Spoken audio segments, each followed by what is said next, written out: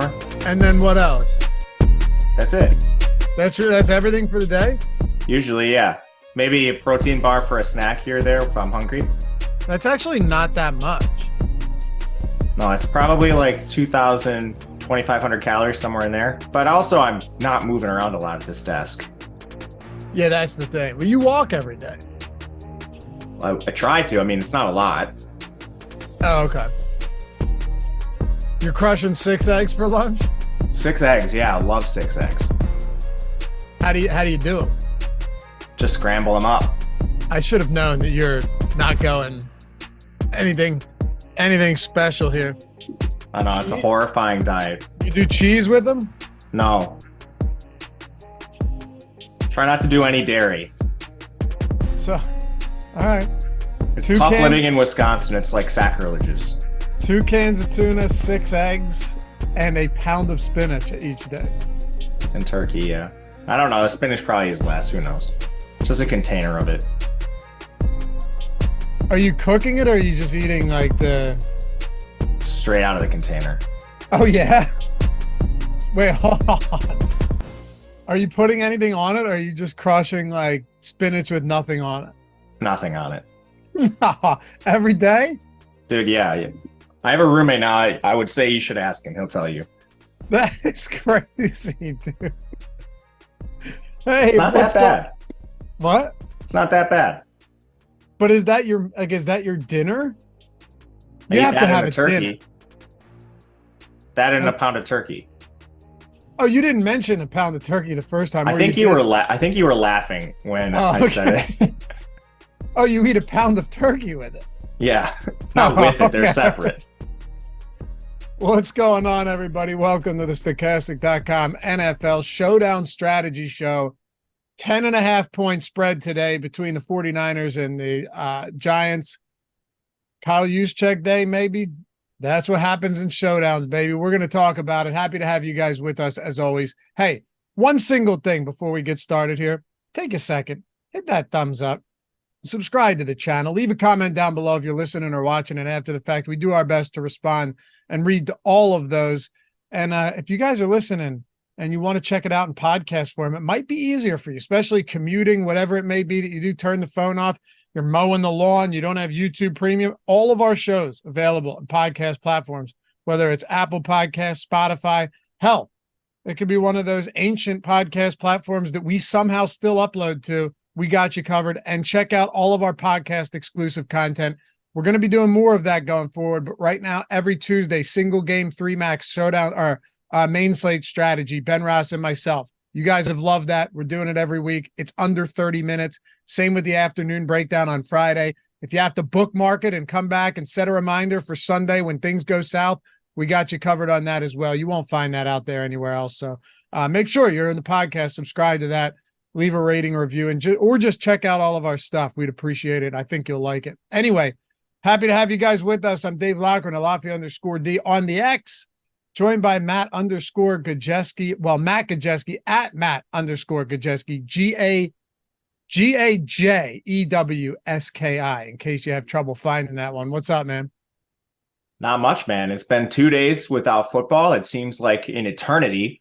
So even though we have the Giants on tonight, I couldn't be more excited for a game. I was going to ask you, where did the atone for your sins thing come from? I know we got a lot of injury news to talk about, but when did this start? Where did that come from?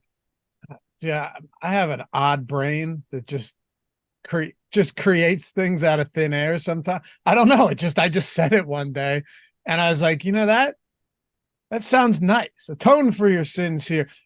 You know what it might have been? It might have been on like a Sunday NFL show, which is more fitting on a Sunday. Atone for your sins.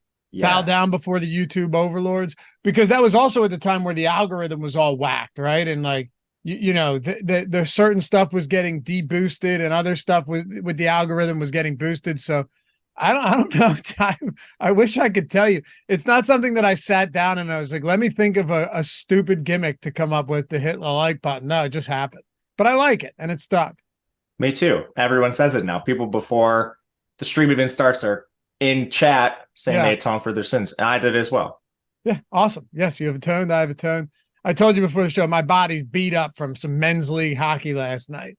So we're in recovery mode. I might need to start crushing tuna and a pound of turkey with some spinach just to get myself right. Popeye does it for a reason, man. Yeah. Your diet I mean, listen, it's super impressive, but the fact that you do that every day, to think that your fridge is basically just, or your cupboard, is just tuna, pounds of turkey, and pounds of spinach. I'll tell you this, it sounds impressive, but it's actually just really lazy because those things are all extremely easy to prepare. And it's really just, all right, instead of going out to eat, I will prepare something extremely easy at home. So it's more of a convenience thing than anything, to be honest with you. It's not lazy though, because it'd be way lazy. It'd be way easier or lazier just to like order shitty delivery or do a bunch of other stuff. I guess yours is more cost effective too, though. Yeah, I have a problem where if something's like in my house, I'll definitely eat it. So it's like buying the right things at the store. I'm good. If I make a bad choice, then it's going to be a disaster. Yeah, man. Jordan, Laffy's secretly a Pentecostal preacher on Sundays. Yeah, dude, we sit down and we drink poison and get in pits with snakes. That is true. There's still Pentecostal churches out there that do that get into rattlesnake pits and have their congregation drink like under the sink kitchen cleaners and chemicals. Look it up. It's crazy. Look it up. It's super crazy. And then they don't call an ambulance. They just die. I watched a Soft White Underbelly interview and one of the Pentecostal preachers was talking about it. Crazy. And John said, wouldn't it make more sense to do this show later in the day, all caps, instead of this early? No, because we have a live before lock show tonight at 7:15, brother. We got you covered on both ends. So we break it down here. We lay the foundation, get some wonderful analysis from Matt, and then we do it all again, but with a different angle, with a little bit more news later in the day. I will say, though, this game is kind of interesting out of the gate because no Barkley. It's funny. Brian Dable was making, I don't know if he's trying to play tricks or whatever, but yesterday when I was doing the picks for every game video on our Odd Shopper channel, go check that out too. Matt's got awesome college football content. I do a lot of NFL. Ben, Eric, Greg, everybody's over there. Aton, Andy Francis. And I look at it, it's like Brian Dable says that Saquon Barkley isn't ruled out yet, might play. When anyone that knows anything about football knew that there was no chance he was playing tonight. I got fooled for it for a second there because I remember maybe this was 2 years ago. Saquon had what was a high ankle sprain, and then they showed that random practice video where he's jumping like 10 feet into the air. And it's like, damn, maybe he will play because I mean these guys are freaks. They get the best treatment in the world. Should have known better. He's not playing today, and he's already been ruled out. But yeah, they fooled me for a brief second. You think Ayuk plays? I don't think Ayuk plays. Oh, really? You have him out? I listened to John Lynch, and he was very vague on purpose, but it sounded kind of like ominous to me. And I mean, I think he's at risk for re-aggravation almost at any point in the game. He was continually re-aggravating it last week. And I mean, as far as strength of opponents go, the Giants haven't looked great this year. If you're going to sit someone out for a game, I mean, this is probably one of the better ones. Plus, you're on a short week. He'll have an extra 10 days or so to get healthy after this one. I think it makes a lot of sense reading in between the lines, but we'll see. You never know with these guys. Yeah, it's funny because you never want to overlook an opponent in the NFL. We've seen what happens when that's the case. But at the same time, if there ever was a spot to get this guy some rest, it would definitely be this. Like you said, short rest, 3 days in between games, 10.5-point favorites. It's not like you don't have Debo or McCaffrey or Kittle. They've got weapons for sure. So you could be right. If Ayuk sits, that's gonna add an interesting wrinkle to this game. So let's get into it. Appreciate you guys. We're almost at 70 likes already, and it makes me happy to see that. All right. Josh Hingelman, our boy Josh Hingelman in chat, making sure to straighten things up. He'll be on MLB strategy show right after this at 10 o'clock, by the way. So make sure to check that out. All right. So let's start with the Giants. We'll go team by team, and then on Live Before Lock, we go position by position, get into a little more game theory, and break it down that way. Of course, Matt and I can build a lineup at the end of this show as well. But I want to start with the backfield before we get into the passing game. We know that essentially, and all the ones I looked through, at least the single entries, the Millie makers on the main site, Matt, were all Daniel Jones Millie maker winners with, like a Darren Waller mixed in there and a Barkley, but it was mostly Daniel Jones that got it done. Much more difficult. You know what? We'll start with the passing game because I just screwed that up. Much more difficult matchup today. They're saying that the offensive line held up against Arizona over the second half, blah, blah. All right, all that good stuff. They only got 12 pressures. They did sack him 3 times. But you look at what that offensive line did against the Cowboys. They were terrible. Daniel Jones ran for his life, led the team in rushing attempts. It was brutal. They lost 40-0. Take PFF grades for whatever you're worth, whatever you think they're worth, whatever. San Francisco's number 1 in pass rush grade throughout the first 2 games. We know that they have a dominant pass rush. You've got Bosa on that line. You've got some dogs. And the Giants are going to be without 2 starting offensive linemen on a line that was already shaky. So how do you think this plays out for a guy like Daniel Jones today? Double-digit favorites on the road, West Coast, staying on the West Coast against this Niners defense. I think your only real option is to increase protection, use 12 personnel, keep a running back in to block, or focus on the short pass game. I think this secondary is pretty decent for San Francisco too. So it's not just like, okay, you have a complete pass funnel on your hands. Daniel Jones can exploit it this way. Their secondary is pretty good. So it's going to be hard no matter what they decide to do, but I do think the best approach is to get the ball out of his hands as quick as possible. Maybe you can get him on the move your pocket a little bit, which can manufacture a little bit of pass blocking and some protection for a guy, but it's not going to be easy. Definitely not. And I mean, they kind of got it together against Arizona. I don't know if that's a positive because it wasn't together largely in the first half. I don't think Arizona's pass rush is particularly menacing. Yeah, it's a huge mismatch, arguably the biggest one in the entire game. It's a huge, it's not good. And the biggest concern for me when you're looking at this game is, we saw what Daniel Jones was capable of doing against Arizona.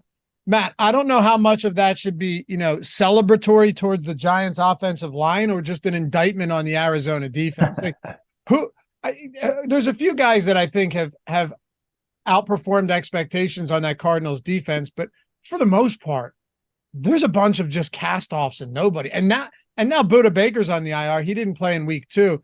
It's just funny because I don't think there is any way you could take what we saw in week 2 and maybe it's somewhere in the middle of week 1 and week 2, because I think both of them are outliers, but this is a unique matchup for Daniel Jones. And I think he struggles, but at the same time, we only have 2 games to choose from. So how are you playing Daniel Jones today, knowing that he does have rushing upside, but he might need to run. And how are you playing these pass catching options for the Giants? I like using them a lot in the flex today for a lot of the reasons you mentioned. A lot more interested in captain and quarterbacks, but as far as captains go on the Giants side, it's hard for me to see getting anyone else more than Daniel Jones because every other position is just such a nasty rotation. You look at our tools, Daniel Jones is giving us negative leverage in the captain. I agree with that. I would rather play him in the flex, but I'm going to be playing multiple lineups tonight. So among Giants pass catchers, I still think he'll be the most owned. Perhaps I'll get a little more Waller than Jones, but if I'm looking to the pass catchers here, it's extremely difficult to parse out who's going to do what. Waller's on the field, at least in a defined role, whereas there's a ton of moving parts in the wide receiver core. So handling Jones, even with the negative leverage in captain, I still think he's probably going to be my most owned Giant. And that's a lot due to alternatives. But I mean, you mentioned the rushing upside. It's definitely there for him. So I'll be playing him, but I'll be looking more on the 49ers side, I think, for captains at this point in the day. It certainly feels like it. I mean, just looking at some of the pass catching options too, I'm personally still of the belief that by the season's end, assuming that he stays healthy, that Darren Waller is going to be the guy who, sees the largest target share. I think that should be the case. You bring a guy on like that for a reason. He played 90% of snaps in week 2 compared to 54% in week 1 where they got walloped at home. We got 82% of snaps for Slayton last game, 75 for Hodgins, 66 for Paris Campbell. Rookie third rounder Jalen Hyatt played 21% of snaps.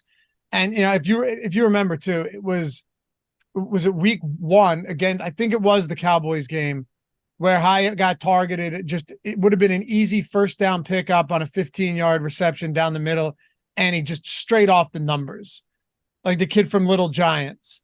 And then Sterling Shepard played 15%. He's the oft injured Sterling Shepard. But if you were to try and grade out, or if we were to try and prioritize the pecking order on this team as far as targets go, based on what we've seen through the first 2 weeks, just trying to maybe play for volume here because it's not going to be an efficiency thing, who would you be going to first? It's really difficult here too, because Hyatt's been their best pass catcher. The drop you mentioned is his only drop on the year. Yeah. That was just the one that stood out because it was egregious. Yeah. But you look at yards per route run, and I hesitate to do this because we're so early in the season still, and Hyatt in particular hasn't played a full complement of snaps or routes, but he's absolutely dwarfing the next best player on this team in terms of yards per route. He's at 3.07. Second is Waller at 1.81. Among the receivers, the next best player is Isaiah Hodgins. He's at 1.14. Like, these receivers are giving Daniel Jones nothing. And Hyatt's actually an explosive rookie pass catcher. So he should see his snaps rise throughout the season. It's not going to be, he comes in and he's immediately playing 75%. Tonight, it's probably going to be an incremental increase. But I do think this hurts the players ahead of him. To answer your question as far as who I think the best bet is to lead the team in targets, I would still say Darius Slayton, more yards, more routes and more snaps than any other player on this team. He kind of plays a unique role where he's a field stretcher as well. So maybe you see him come off the field for Hyatt at some point in time, but I also think he's just the best receiver this team has. I don't think particularly highly of Isaiah Hodgins, who's basically a practice squad caliber player bouncing around teams in the NFL already, began his career with Buffalo. And Paris Campbell, who's been a career underachiever, the guy has name value in the preseason only before he gets his cardio in during the NFL regular season. So I would rank them. Isn't it hilarious? Sorry, rank him first. Sorry, go ahead. I would go Slayton, Hodgins, Campbell. What about Hyatt? Man, Hyatt's tough. I'm going to play some Hyatt today just because the upside is immense, and he's by far the best pass catcher they have. And I don't think Dable's a dummy. Like, at some point, he's going to have to play this guy. Yeah. But at the same time, he's priced as if he's a full-time player. That's the problem. $5,200. Yeah. That's the problem. He's the same price as Darius Slayton. Right. Yeah. You would really have expected somebody like Jalen Hyatt to be, what, $3K? Honestly, based off what we've seen in the first two games. You rank the receivers, but if you're including Darren Waller in that as well, where do you put him? Because I still believe coming off of a game where he was on the field for 90% of snaps, that to me just stands out as a guy that they go, okay, you know what? We're going to be in trouble. We're going to have a tough time blocking our quarterback today in this game. Short rest Thursday night in San Francisco. Nothing looks particularly good about this at all. I think you are going to see a lot of opportunities for Waller, maybe inefficient ones, but there's something about this spot to me that stands out. 39 routes run last game, and that was 39 routes on 44 dropbacks. So, I mean, this is your prototypical just pass catching tight end in Darren Waller. I think you're looking at a spot where he probably, whether you like him or not, could get peppered with targets in this game. 100% agree. Waller's my favorite pass catcher when you include him with the receivers. Not particularly close for me either. He's locked into a role on the field. I think he's the most explosive pass catcher and the most talented one they have as well. We saw the rapport with Jones in the preseason. It hasn't gone according to plan, but he still leads the team in targets to this point in the season. So I think he's the safest. He's priced close enough to guys like Slayton and Hodgins where I have no issue just finding the salary to get up to him. He'll be my most owned Giants pass catcher. I don't know what I'm going to do with him at captain yet. I'm definitely going to play him. Whether he comes in more owned in my personal lineups over Daniel Jones remains to be seen, but I'm going to have a ton of Waller. Yeah, me too.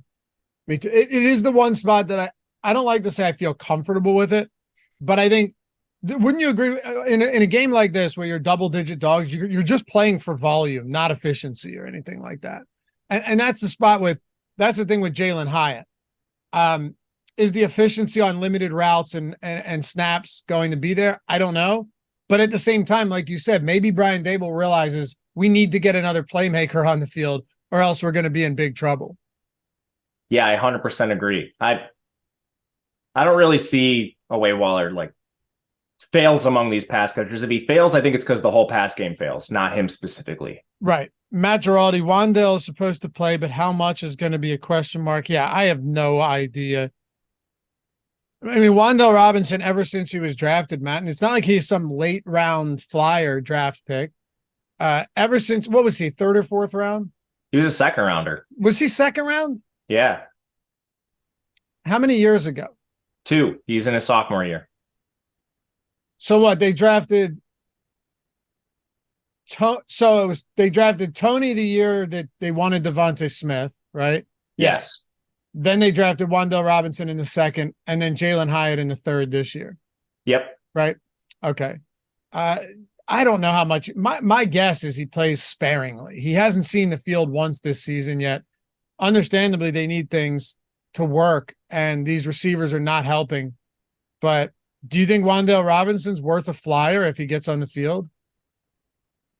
Flyer, sure. I would play this depending on how big your tournament is. I mean, he's the Stone Min.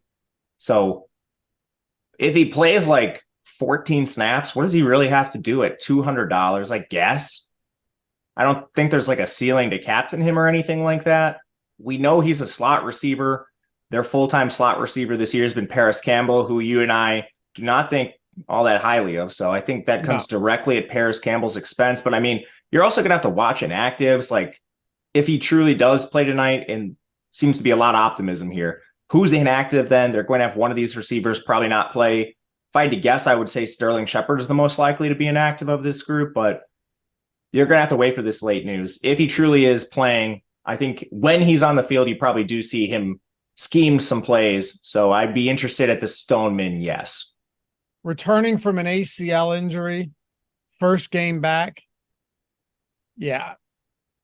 The most intriguing thing is price here, like Stone minimum. Yeah, absolutely. And also it's not just like, well, he hasn't played because they don't have room for him, and now they're thinking about getting him on the field, and they might. It's one of these instances where maybe he plays and he plays like 25% of snaps and gets targeted a few times, and that's all you need at $200.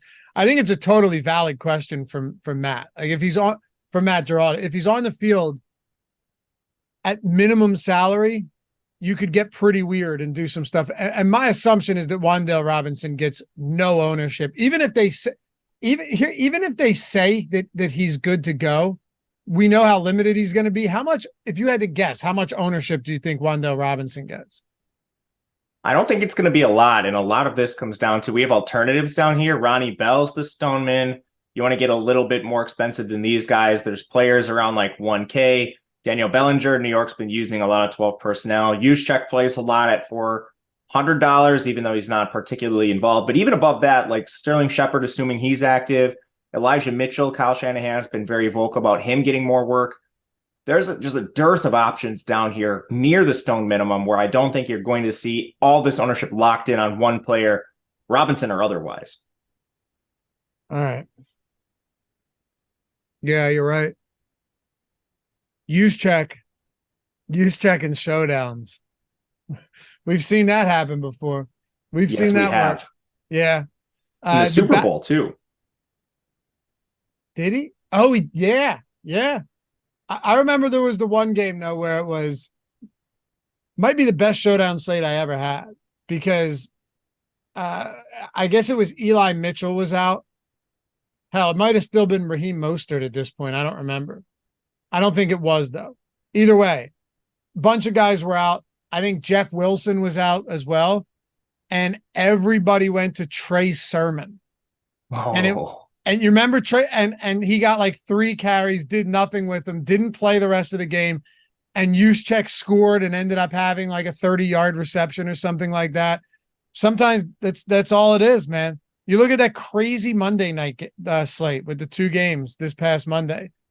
You know, the people winning, and sharp people too, are winning with lineups that it was like $4,000 remaining in salary, Matt, and playing for the unique, unlikely outcomes. It doesn't feel good, but those are the type of lineups that win solo millies. That's live tonight with all the min guys. You can leave a lot of salary on the table too. Yeah. How do you want to approach this run game? What an absolute utter mess this is. Someone mentioned that Kyron Williams went for a bunch of yards against the San Francisco team in week 2, and you would not be wrong. The only problem worth discussing now is, first of all, Kyron Williams was just the guy all game, especially after, they benched, or they made Cam Akers inactive. Now you're talking about Breida, Brightwell, Gray. I mean, who's it going to be today? Is there any clear-cut option here? Because none of these guys are actually good. Jordan Raanan, the Giants' premier beat reporter, very, very good at his job, speculated that this is going to be a committee approach with Breida at the helm, followed by Brightwell second, and then Gray coming in third as a change of pace option. He's been at practice every day going all the way back to training camp, so I tend to believe what he has to say. That makes Breida at 7K like almost out of play for me. I'm sure I'll sprinkle him in lineups, but horrific game script. I don't think he's going to be the pass catching back. If this plays to the spread and the Giants are 10.5-point underdogs here, I think you see Brightwell function as the pass catching back. I think the guy with the best skill set for like a 3-down role is Gray, but he's third behind Breida and Brightwell. It's a complete disaster. I don't see myself being particularly high on any of these guys, to be honest with you. It's really tough. And you know what else is tough? There's no clear back that spells Saquon Barkley. You know what I mean? Not 97% of snaps last game. He got injured at the end of that game on a play that set up that game-winning field goal. Played 97% of snaps. And then you look at week 1, it was Breida that got some work, but he got 16 snaps to Gary Brightwell's 11. And who the hell knows with them being down so much if they're really going in priority order of running backs, right? So that's the problem. Like, that game was so out of hand that they could have thrown me out there and it wouldn't have made a difference. So I guess this is our job to try and figure out what the order looks like. I still think Breida is going to get the first crack at this game, and if it were to stay competitive, probably get the most work, but I don't know what that means. Is this going to be like a 50-40-10 type thing with Breida, Brightwell, and Gray? Or is it going to be, like you said, Brightwell getting pass catching work if they're playing from behind, and then Breida becomes completely irrelevant? I'm guessing it's something probably like a 60-30-10 committee, but this is just a guess. Breida hasn't been particularly good, so I do think they give a look to all these guys. And I am not sure, even if you had this consolidated, like Breida's price, you had him getting all the work, this is still a horrific matchup here. So offensive line's a major concern. The O-line, D-line mismatch is one of the biggest in the entire week this year. So even if we had Breida getting the Saquon Barkley workload, this might be like a Josh Kelly situation where he's just getting slammed in the backfield repeatedly. And the other thing I'll say here is, with that mismatch here, how much do they ask their running backs to pass block? In the pass game, that could make a huge difference here. Good point. With Eric Gray, the big knock on him, even like all throughout camp, like Ronan's reported on this and stuff, Eric Gray is not a good pass blocker. The team does not trust him in that area, which is why I think Brightwell probably has the edge over Gray in pass blocking situations, pure passing situations overall, like 2 minutes, stuff like that. So I don't know. The Giants running backs are very hard. For me, I'll watch the ownership throughout the day. They would have to come in really low owned for me to have a lot of interest. And yeah, Matt Giraldi, I mentioned that earlier, right? Bredesen and Thomas being out on that offensive line to make matters even worse. It's not good. It's not good. Mark Bourneman said, any lineups with Tyrod Taylor, rationale being Daniel Jones gets knocked out or benched? Well, he's not going to get benched. He's definitely not going to get benched. He could get knocked out. The problem with that, though, is what expectations do you have for Tyrod Taylor if Daniel Jones gets knocked out? They can't be, lofty expectations at all. He's going to be dealing with the same exact line. And it's not like, oh, well, Tyrod Taylor can run, but Daniel Jones can't. Daniel Jones is actually one of the best rushing quarterbacks in the league. So I don't see the rationale behind something like that. I get what you're saying. Daniel Jones could be done, but Tyrod Taylor isn't going to have life. Life's not going to be any easier. They're not going to block better for Tyrod Taylor under center than they would for Jones. You also would need this injury to happen immediately, like Aaron Rodgers or something. Yeah. Tyrod Taylor's 6K. He's not free. Yep. And like, would you be interested in playing him in a half of a game, like one half of football, if Daniel Jones gets hurt around halftime? I certainly would not. I'd rather just play neither of them. Yeah. I'd rather just take my shots on Hodgins or Slayton or even Hyatt, at the same price points on that team. All Agreed. right. I want to make sure we covered everything with the Giants. I guess we could hit on Graham Gano here and the Giants defense. On a regular slate, we wouldn't be talking Giants defense, but Graham Gano, you know what? Maybe he's busy today. Who knows? Maybe Graham Gano's very busy. He hasn't been busy. No opportunities in week one. No made field goals. He missed 2 of them in week one. And then 1 field goal, 4 extra points last game. Doesn't mean a damn thing. I don't look at any of that or consider any of that. Who knows? Maybe they move the ball enough to get in field goal range and they get snuffed out inside the 30 a bunch of times, Matt. That can always happen. We don't expect the Giants to score a lot of points, so his opportunities mean more. My problems with him are just overall talent. You mentioned a couple of missed field goals already this year. That's a problem. It's tough. With the cheap options, Ronnie Bell, Wandale, Elijah Mitchell, among others, I think I'm more interested in just going down and chasing his ceiling at a cheaper price. But we'll see if he, like, I guess some of the Giants running backs, if he comes in extremely low owned, that's what would pique my attention more than his overall talent or game environment. Are you loading up on Giants defense? I don't hate the Giants defense. I actually think their defense is pretty decent. It's kind of imbalanced. They're much better up front. Their secondary is very young, and they've given up a lot of big plays, but they can get after opposing quarterbacks decently. The problem here is Kyle Shanahan's just an absolute wizard at scheming away from pass rushes, getting the ball out of Purdy's hands extremely fast. Their offensive line is pretty good. So I don't love the Giants in this particular matchup. In other situations, I think I'll play them a little more because I do think their pass rush is pretty good. And as always, because it's a showdown slate and people come here for this show because we leave no stones unturned. Are there any other options that we haven't talked about? They could be disgusting. There could, bad stuff. But do you look to a Daniel Bellinger or anybody else in the off chance that one of them happens to have that, 2 receptions for 12 yards and a touchdown at tight end? I think Bellinger should be in your player pool. This team is using a lot of 12 personnel. And I think some of this is because they have such bad offensive line concerns that aren't going to get better here. But Bellinger has played 72 out of 138 snaps. That's over 50%. He's not going to run the most routes on this team, but again, he's $800. Even if he runs 25% of the routes, catches 2 balls at his price, as long as he outperforms Ronnie Bell and Wandale, this could be enough to get you there. So I prefer those 2 receivers over him, but I don't think you should X out Bellinger. Fair enough. All right, now we get to the Giants where things get interesting. By the way, guys, our lineup generator, we got a discount, the red zone discount going on now. That's the promo. Actually, it makes a lot more sense just to use the link in the description and in chat. It'll auto-fill that for you, make your life a whole lot easier. $9.99 for the first week for the NFL lineup generator.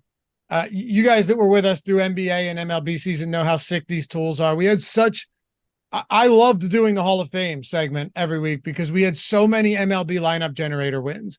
And it was awesome because a lot of it was people playing like the quarter or the mini max and taking it down for 1, 5, 3K.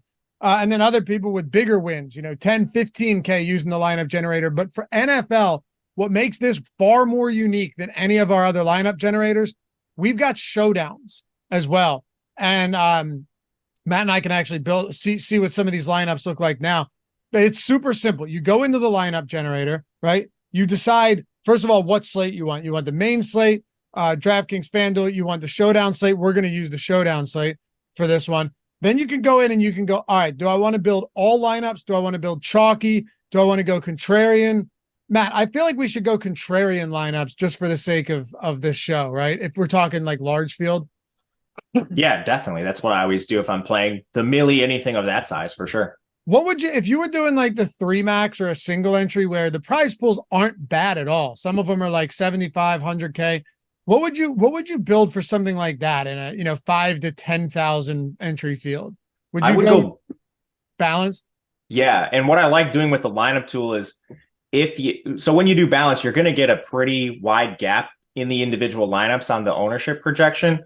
A lot of times I'll just do those and I'll X out the ones that are really high owned with a high projection. And I'll look for some more in the middle because you're going to get a wider spread of lineups when you use the balance tool, which is my personal favorite for doing those 3 max and those single entries. Let's try it. Mike, go to balanced lineups because Matt and I love talking about the single entry stuff. Now, here's the cool thing. You can this is what makes it so cool with Showdown. We give you the ability to change. I mean, how many times, Matt, have we talked about telling a story when it comes to Showdown slates?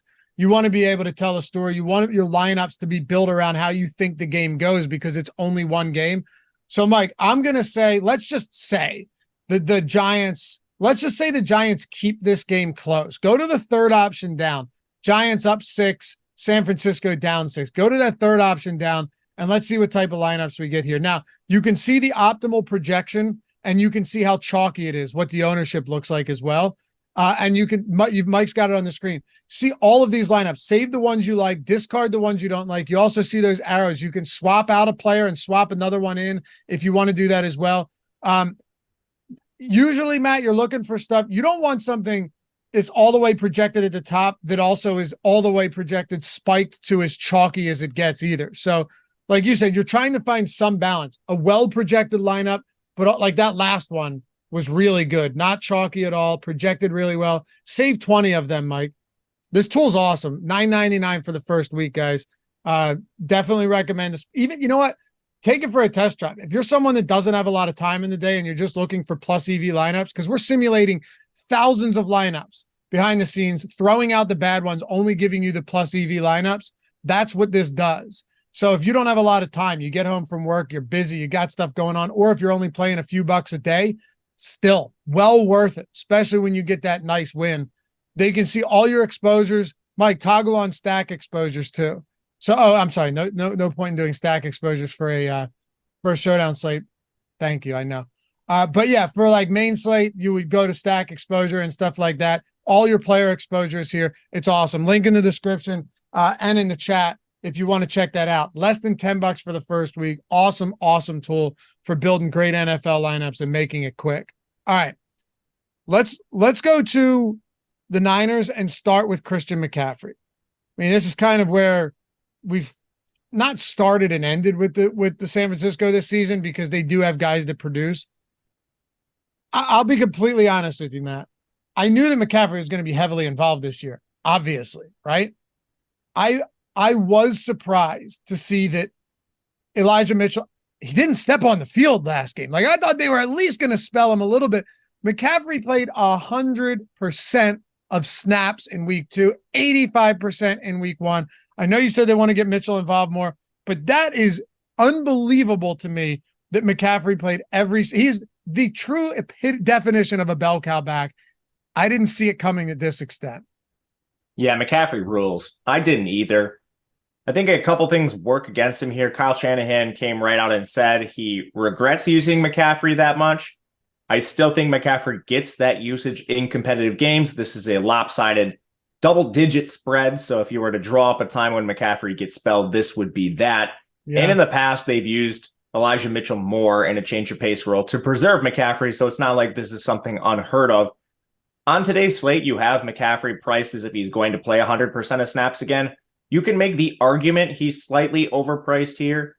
He's above 1,300. So right away, that stands out to me. But at the same time, with Ronnie Bell, Wandale Robinson, Bellinger, Eli Mitchell himself, I don't care if you use them in the same lineup, honestly. They're going to smash the Giants. There's a lot of ways to still get McCaffrey, and there's ways to get him at captain where I look at my lineup at the end of the day. I built a lot of these before the stream because I wondered, all right, are we going to have this opportunity cost with McCaffrey? And I don't really think we do. He's going to be extremely owned in the captain, but the only thing I'll say about that is just be careful what you're using in the flex. As long as you're not eating all of the chalk elsewhere, I'm still fine with him in the captain. So am I. And I'm going to tell you something right now. You know what my favorite build is for this slate? Double running back. Hell yeah, dude. Hell yeah. Eli Mitchell's $2,400.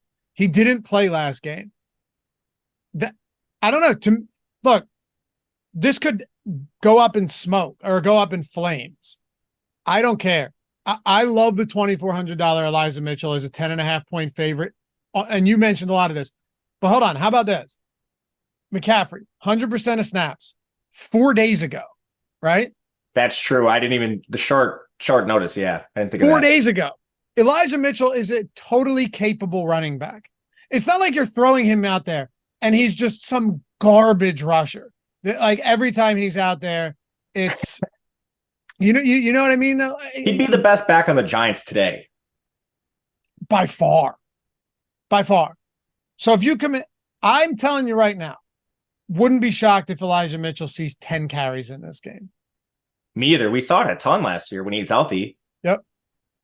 4 days rest, 10.5 points. Now, of course, if things go sideways and the Giants are staying competitive, well, that's different. And again, that's one of the things with the lineup generator for Showdown that I was showing you guys. Like if you wanted to play for some of those outcomes, then it's worth it. Or if you wanted to play for an outcome where you just boost the Niners all the way up and you project them for an absolute rout, you do that too. But I think Elijah Mitchell at 2,400 paired with McCaffrey is probably my favorite type of build. I'm not saying people aren't going to do it. I don't think there's a lot of smart people, a lot of sharp people in the DFS world now and Showdown specifically. They've been going on a long time now. But what do you think of the McCaffrey Mitchell builds? I honestly don't have anything to add. I'm going to be playing quite a bit of it myself. You broke it down very well. Is there anybody? So, okay. What the backfield is pretty simple there. Unless you're, and guys, if you're looking at snap counts for a guy like Kyle Juszczyk, keep in mind that, he's out there, but he's a fullback. Do you think you get any Kyle Juszczyk today with the hope that he gets one of those rogue goal line carries or, couple targets? I always have this thought coming into 49ers slates. Like, all right, if pricing's really tight, maybe we end up with some Juszczyk. Relieve some salary, play the studs. We have Wandale, Ronnie Bell, Daniel Bellinger. Eli Mitchell's not that much more expensive. I'll probably end up with like a sprinkling here or there. I anticipate Juszczyk being the least owned of that group, but I also think he has the lowest projection for a reason. So I probably will not play much Juszczyk. You make a good point. There are some slates where it's so tough to fit players that you want. This is not one of them. This is definitely not one of those games. It's pretty, even with McCaffrey's exorbitant price point, the Giants are mostly inexpensive. And some of these guys for San Francisco, Mitchell being one of them. I mean, Mitchell at 2,400 and Juszczyk at 400. I know that seems like a massive difference, but I don't think that gap is big enough to not just want to get way more Mitchell than Kyle Juszczyk. So I'm with you. How about these pass catchers? You've got Ayuk, who you don't think is going to play. We'll have an actives, and we can discuss this further in live before live.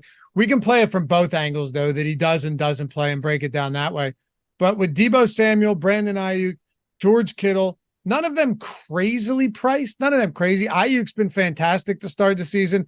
Kittle has been essentially an afterthought. I'm wondering if he's still not 100% or if he wasn't 100%. Definitely have some questions about that. But what are you doing with these guys? And then the guys like the Juwan Jennings and the lesser known guys that are going to be maybe on the field a little bit for this Niners team.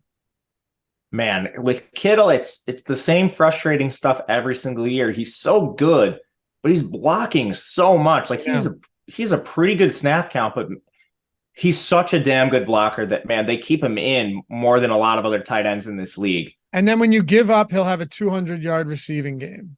Yeah, that's the problem. He has like 2 or 3 of those a year because he's such a good pass catcher too. He might be the best tight end in the NFL when you consider the entire skill set. Not just like Kelsey's an amazing receiver. We know this. Andrews as well, but Kittle, man, like as a blocker, he's so damn good and so valuable to this team, which hurts him for DFS. Anyway, I don't think you can X him out of your player pool, especially with Ayuk potentially missing the game. I don't think the price is prohibitive. It's also not like extremely favorable. So I'm going to be playing Kittle a fair amount, I believe here. Pretty standard 6.6K. Debo's the guy I think that has room for the biggest ceiling if Ayuk misses this game. Snaps are there. I think you see extra targets come his direction just with the role he plays and he's a dynamic pass catcher. You don't really have anybody else that occupies that role behind him other than Ayuk. Like once Ayuk is potentially ruled out, the explosiveness goes away. Ronnie Bell is not explosive. He's kind of a possession slot receiver, like a Willie Snead type, if you will. Juwan Jennings, he's mostly on the field for blocking, which is crazy. The best skill set I think he has is blocking. He's a big-bodied receiver. They use him in the slot a lot, but I don't think he's particularly talented or explosive either. He's built a little more like a tight end, honestly. So I think you would see Debo be the focal point of this offense if Ayuk misses time. Another thing to consider too, it's not that Debo has been the focal point of the offense per se, because they haven't needed anything like that, right? But his target share leads the team through the first 2 weeks. It was that huge game from Ayuk in week 1 with 2 touchdowns, 8 receptions on 8 targets for 129 yards that everyone's chattering about, and rightfully so. Ayuk looks great. But Debo has a 31% target share through the first 2 games. He's been targeted 16 times. Obviously not the most heavy volume passing attack, especially against Pittsburgh, where you didn't need it and the defense did a lot of the work for you. And so did Christian McCaffrey. But Debo's been getting a lot of work, and that's not even factoring in his rushing attempts. I love Debo. I kind of wish we had fully healthy Brandon Ayuk because of the couple touchdowns in big games he's had. I think you would probably be getting some positive leverage with Debo. You mentioned the opportunity, still favoring Debo here. I'm going to be playing a lot of Samuel, whether Ayuk plays or not. And honestly, if Ayuk plays, this might be a little feather in your cap, siphon away some of that potential ownership Debo's direction. Love him. I'm going to play him as a captain too here. That's one thing we didn't talk about Purdy much, but Purdy's game, not like Daniel Jones. If he gets there, a lot of it's coming through the receivers because he has some mobility, but he's not like Daniel Jones in this regard. It's more functional mobility. So to me, I would rather play receivers at captain, play Purdy in the flex because you can soak up a lot of that. And if it goes through one player, then you're very likely to see like Debo outscore Purdy in that instance. Absolutely. Yeah, Purdy is operating under just straight efficiency is the thing. And we've seen him pretty efficient. Hasn't been asked to do a ton with Christian McCaffrey back there and the defense playing well. Ultimately, though, Purdy at captain, you're right. He needs a big game. It's tough for Purdy to get that big game without the rushing upside and without really significant passing volume as well. I agree. Honestly, if you were to ask your favorite captains here, assuming everybody plays in the past, it would be Debo Samuel for me among all of them. I agree. Yeah. If Ayuk sits, do we look towards a Jennings or a Ronnie Bell or a Ray McLeod or any of these guys going to benefit enough for us to see some value there? And for what it's worth, target shares this year, once you get past the Debos and Ayuk and Kittle and McCaffrey, Jennings is at 7.8%, Mitchell's at 3.6%, and that is it for this whole team. I'm really curious what they will do if we see Ayuk miss this game, because they have options. You could see Juszczyk play a ton more. You could see them move a guy like Charlie Warner on the field more in true 12 personnel sets. He's basically a 6th lineman, so I don't think that's likely. I think Juszczyk's far more likely here, but I don't know. They use their 3rd receiver a ton to block. Like Ronnie Bell played 27 snaps. He spent 20 of those run blocking. Played a lot late in the game. Juwan Jennings, 27 snaps. He was blocking on 10 of those. I think price adjusted, I'd still rather go down to Ronnie Bell just because he's the stone minimum on this team. And even if the difference here is 10 routes, 10 in favor of Jennings, that stone minimum price tag with Ronnie Bell opens up a ton for you. This is a guy who's receiving increased confidence, started out as a late round pick out of Michigan, and then he comes in the preseason, just absolutely nukes slate after slate. And he's not only earned a roster spot, but now he's earning snaps. This could be a situation where this just rises for Ronnie Bell. I think at the Stone Man, he's very live here. Couple of people asking questions in chat about the Giants playing zone defense and that benefiting more Ayuk than it would Debo Samuel. Do you have any thoughts on that in this spot as huge favorites? I don't really think it benefits either one, more or less. Like Debo's going to be schemed open. Right. Yeah. Steven asked, were there any games that Ayuk missed last year that we can get an idea on? I don't think he did. I'm looking now. I don't think so either. Yeah, he didn't miss any games, actually. I mean, we know exactly where the ball's going. It's Kittle. Right. And I mean, excuse me, it's Right. Debo. Well, it's Debo and Kittle, I think. Yeah. I would rank them Debo, then Kittle, but yes. I remember last year, Debo did miss a couple games, I thought, and Kittle blew up. Yeah, and Ayuk played well too in those spots. Yeah. Oh, yeah, you're right. But that if you were to take that one guy out and now your offense is essentially McCaffrey, Debo, and Kittle, it's actually becomes pretty concentrated. Because yeah, so what? Go ahead. Sorry, go ahead. No, I was just going to say, in those 3 games at the end of the season, weeks 15, 16, and 17, that Debo missed, George Kittle had 5 Dude, he had 7 touchdowns over the last 4 weeks, 3 double-digit or 3 2-touchdown games. That's crazy. He got off to a slow start last year as well, and man, did he erupt over the final 4 games of the season. Yeah, it always hasn't been Ayuk out, but I think Shanahan has a pretty large sample of condensing opportunity to Ayuk, Debo, and Kittle. And when one of those guys misses, rather than force feed a Juwan Jennings or a Ronnie Bell, he consolidates opportunities even more to those players, Debo, Kittle, or whoever the 2 that are left. And I think today, one thing you might see happen is, okay, if Ayuk misses you get Debo and Kittle out in routes more. And then you use a guy like Juszczyk to block. And that could fill some of the role of Kittle vacating blocking in order to run routes. They've done that in the past because they have such a versatile Swiss Army knife in Juszczyk. He can do a ton of that blocking for you, and that allows Kittle to run more routes. I think that's probably most likely, but we're still guessing a little bit here. I'm very, very interested in Debo, talking myself into Kittle a little more as we go. Me too. For what it's worth, 28 dropbacks for Purdy last week, 24 routes run for Kittle. So while he's out there blocking a lot, he's also running routes on the large majority of dropbacks. And that's really all we care about, right? Yeah, only 3 pass blocking snaps. Most of it was run blocking. Yeah. All right. Anything else on the Niners? Any obscurities that Matt likes? I always love finding. I don't know if there's much that you need to do this week, but any other thoughts on that? And then kicker and defense before we build a lineup here. I don't think much else to say here. I don't think you see a ton of Ray McCloud. If Charlie Warner's on the field, it's for run blocking. He's a lineman basically playing tight end. I don't think you see much Dwelly. So not much here. Defense and kicker, pretty interested in this team. I think they're going to be low owned, which is the main reason. Again, a lot of alternatives, cheap in price. You don't need to get to these guys, but we talked at length about the mismatch the 49ers have. Very good chance that brings itself to fantasy points. The problem with the Niners defense today is DraftKings priced them up. Generally, these defenses are around 4K. In the flex today, they're 5.8. Like the Niners defense is more expensive than Darius Slayton. Yeah.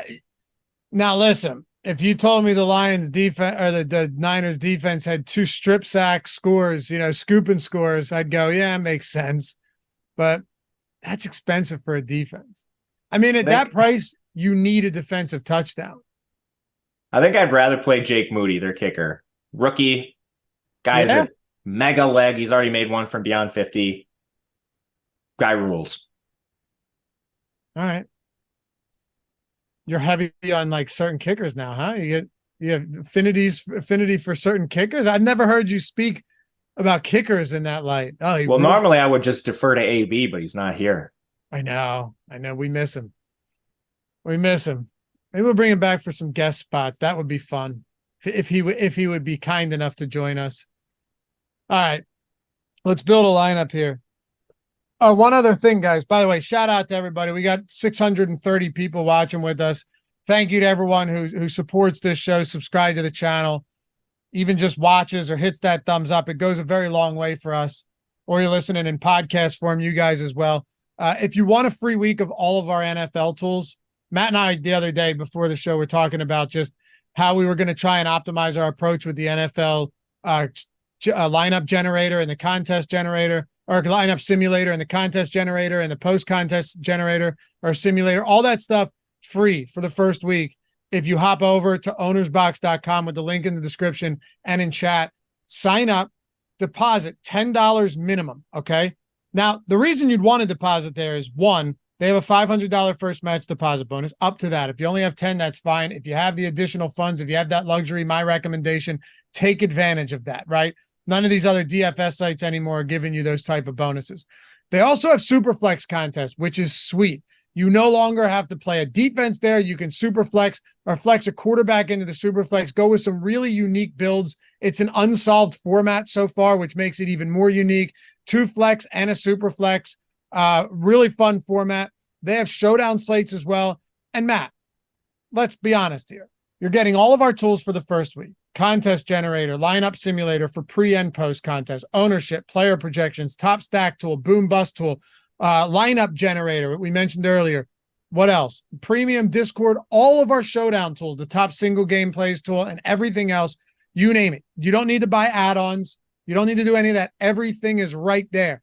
And you've got Thursday Night Football, Sunday, all the slates for Sunday. You've got Monday night doubleheader, so 2 showdowns and a main slate. And you still have this for next Thursday as well. So you're getting everything for the week.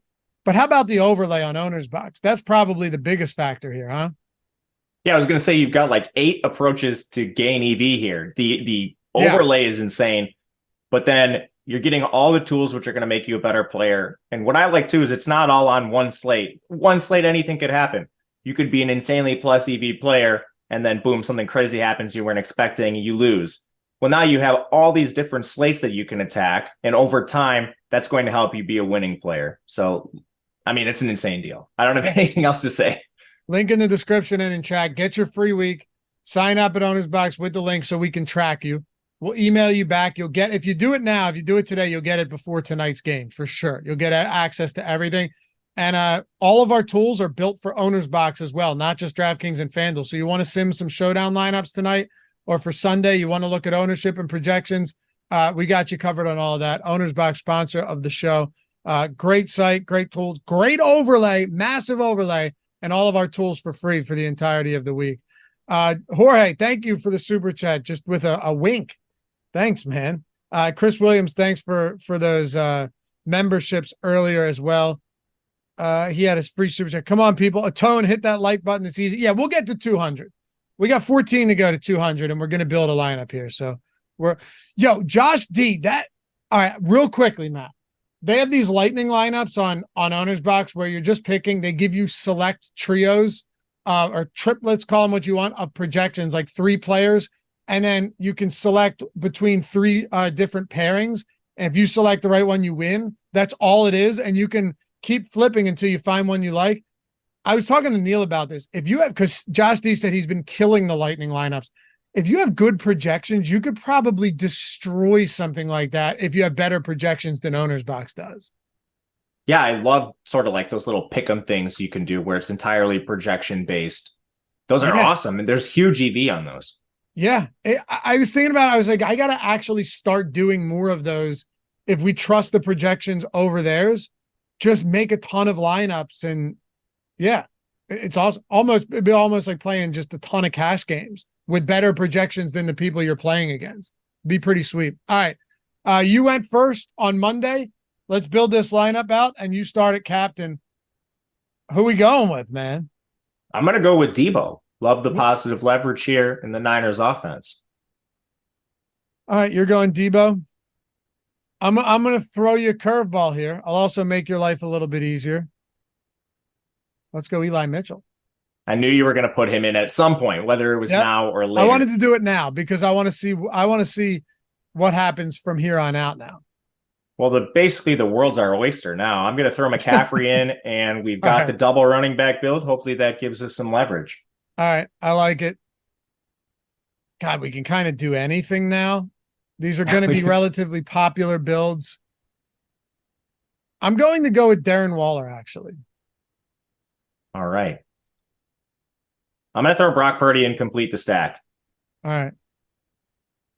All right. We got 44 remaining. If we were going single entry here, some smaller contest, I like this. You could go with your boy Moody.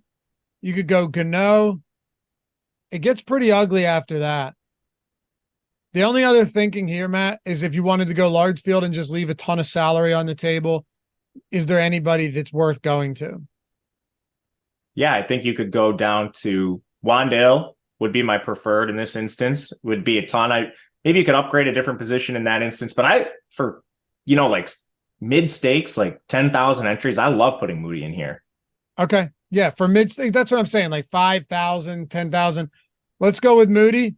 Nice little build. I think you probably see it duped a couple of times, but I like that. I like the McCaffrey-Mitchell pairing. Plus you have Purdy in there with Samuel and double running back. Maybe it won't be that popular. We'll see. Maybe I think you'd probably be under 5. Like in the milli, I'd be worried about this, but in 5K to 10K entries, I don't think you dupe that much. I don't know. I think you're probably right. Anyway, MLB strategy show coming up next with Josh Engelman. Check it out, man. Listen, baseball's still going. There's still some decent prize pools, and no one's going to break it down better for you than Josh. So stick around for that one right here on the YouTube, Stochastic YouTube. Check out all of our betting stuff over at OddsShopper, and of course, oddshopper.com. That is just simplified betting, in a way that will blow your mind. Seriously, go head over to oddshopper.com and check out all our betting picks. Matt's got awesome college football stuff. I got my picks for every game video. Got Thursday night stuff coming in for tonight. Some amazing sportsbook deals that'll get you free money. So if you're not over on our OddsShopper channel yet, check it out. If not, no big deal. Appreciate you hanging for this, and we'll catch you guys back here tonight for Live Before Lock. Peace.